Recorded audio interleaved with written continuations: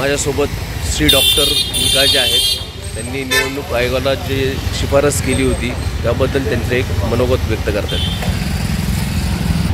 मी doctor तुषार निकाळजे महाराष्ट्रातील पुण्यामध्ये राहत आहे, पुणे शहरामध्ये।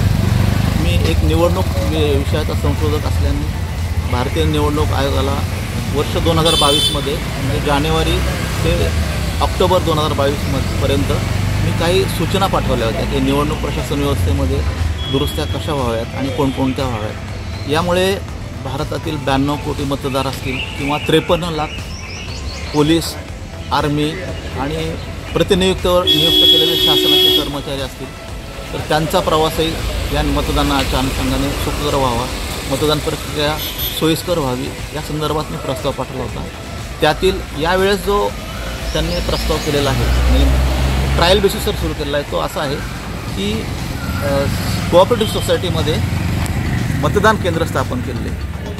तर मी निवडणूक आयोगाला असं कळवलं होतं की प्रत्येक सहकारी गृहरचना संस्थांमध्ये जर मतदान केंद्र स्थापन केलं तर त्याच्यामध्ये 12 ते 14% मतदान टक्का वाढू शकेल आणि मतदार सहभागी होतील। यामध्ये ज्येष्ठ नागरिक असतील, वयोवृद्ध असतील किंवा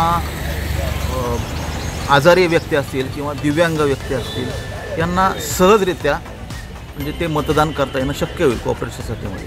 आणि मी निवडणूक आयोगाचे धन्यवाद मानतो की यावेळी त्यांनी हे एक ट्रायल बेसिसवर सुरू केलेलं आहे।